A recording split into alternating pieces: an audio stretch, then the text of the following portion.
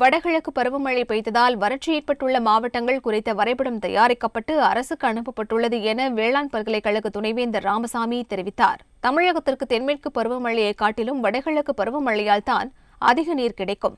இந்நிலையில் நடப்பாண்டு 2 பருவமழையும் பொய்த்து பல்வேறு மாவட்டங்களில் வறட்சி நிலவி வருகிறது.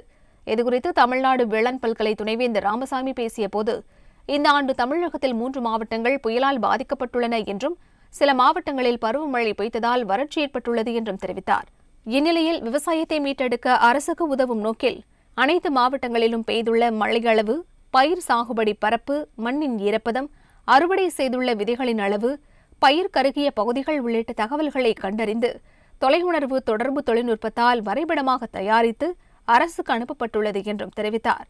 ஒவ்வொரு மாவட்டத்திலும் இருக்கக்கூடிய மழையினுடைய அளவையும் 60% குறைவாக இருந்தால் அதை பயன்படுத்தி கொள்ளக்கூடிய திட்டத்தையும் பரிந்துரை செய்திருக்கின்றோம். அது மட்டுமல்ல, 4 வகைகளில் எங்கெல்லாம் தேக்கம் இருக்கிறதோ, குறைவு இருக்கிறதோ அவற்றை பயன்படுத்தி வறட்சியை நிர்ணயிக்கின்ற திட்டத்தை இப்பொழுது தமிழக அரசு முன்னின்று செயல்படுத்தி வருகின்றது. அதற்கான உதவியை தமிழ்நாடு வேளாண்மை பல்கலைக்கழகம் அளித்து வருகிறது. தொழில்நுட்பத்தை பயன்படுத்தி மழையளவு எவ்வளவு குறைந்திருக்கிறது என்பதையும், சாதாரணமாக மண்ணிலே இருக்கக்கூடிய ஈரத்தன்மை எவ்வளவு தூரம் மாறியிருக்கிறது என்பதையும், பயிரிலே இருக்கக்கூடிய நீரினுடைய அளவு 60% மேல் எங்கெல்லாம் குறைந்திருக்கிறது என்பதையும் நாங்கள் அறிந்து அரசுக்கு தெரியப்படுத்தி வருகின்றோம். ஆக கிட்டத்தட்ட 6 காரணிகளை கைக்கொண்டு 2 அல்லது 3 காரணிகள் பிரிந்திருக்கின்ற பொழுது அதை வறட்சி மாநிலமாகவோ வறட்சி மாவட்டமாகவோ அதை அறிவிப்பதற்கு வாய்ப்பு இருக்கிறது. அதற்கான மூலத்தை தேடி நாங்கள் இப்பொழுது அளவெடுத்து அரசுக்கு பரிந்துரை செய்து வருகிறோம். தொலையுணர்வு மற்றும் புவிசார் ஆராய்ச்சி மைய தலைவர் பழனிவேலன் தெரிவித்த போது, கடந்த அக்டோபர், நவம்பர் மாதங்களில் சாகுபடி செய்யப்பட்ட பயிர் வகைகள், ஏற்பட்டுள்ள சேதம், வறட்சி பகுதிகள் ஆகியவை கண்டறியப்பட்டு வரைபடமாக தயாரிக்கப்பட்டுள்ளது என்று தெரிவித்தார்.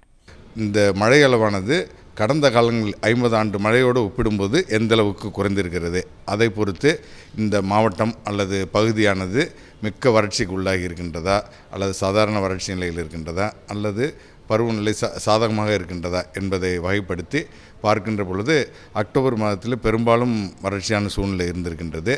அந்த மழை குறைவினால் தொடர்ந்து நவம்பர் மற்றும் டிசம்பர் மாதங்களிலும் இந்த வறட்சியான தொடர்ந்து இருக்கின்றது. அதையும் விரிவான முறையிலே நாங்கள் அரசுக்கு எடுத்துரைத்திருக்கின்றோம்.